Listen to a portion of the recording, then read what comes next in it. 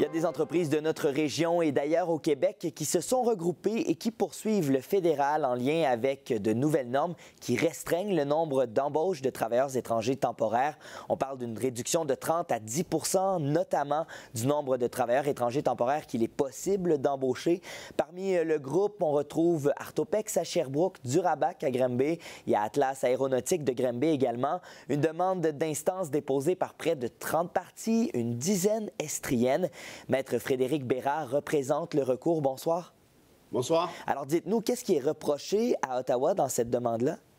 En fait, le programme existe depuis un certain temps déjà et de 2021 à 2024, Ottawa a dit à nos entreprises québécoises, notamment, mais allez-y, palliez aux problèmes de pénurie de main-d'œuvre en embauchant des travailleurs temporaires étrangers, ce qui très souvent sont des travailleurs spécialisés, des spécialités que nous n'avons pas ici au Québec pour une multitude de facteurs.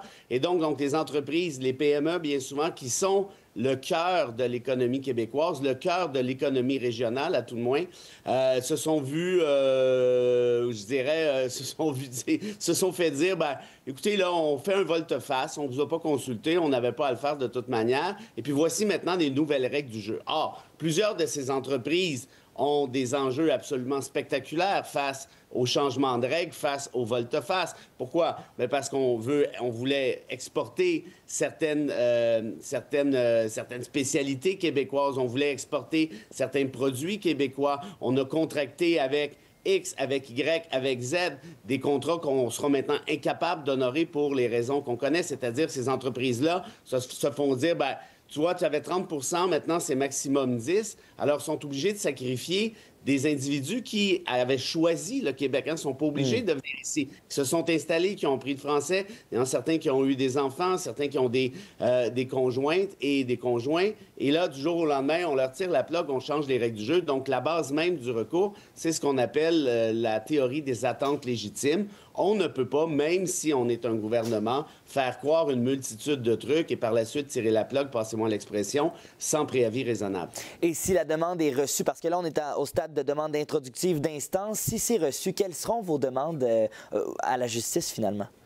Bien, en fait, la demande introductive d'instance, ce que ça veut dire, c'est la procédure qui part le bal, essentiellement. Et dans la procédure en question, les dommages qui sont réclamés par mes clientes avoisinent maintenant les 300 millions de dollars. Et le montant augmente à chaque semaine, à chaque mois qui passe. Donc, on invite le gouvernement fédéral à bien réévaluer l'affaire et à reculer, si on peut dire, et revenir aux règles d'antan. On sait que Mark Carney et son cabinet nous disent souvent il faut développer une économie canadienne forte, notamment face à ce qui se passe aux États-Unis, face aux menaces tarifaires, face à Donald Trump de manière générale. Eh bien, peut-être que la meilleure façon de procéder à cette économie forte serait justement d'enlever des règles qui ont été imposées pour des raisons absolument populistes qui n'ont rien à voir avec l'économie. Je vous mets au défi de trouver un économiste qui vous dira que tout ceci a bien du sens. Je pense que vous allez chercher longtemps.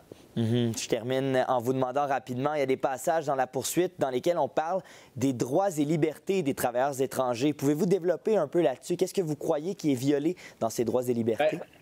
En fait, ces travailleurs-là se font faire venir ici, disons ça comme ça. On leur fait des promesses. Ils débarquent en toute bonne foi avec leur spécialité.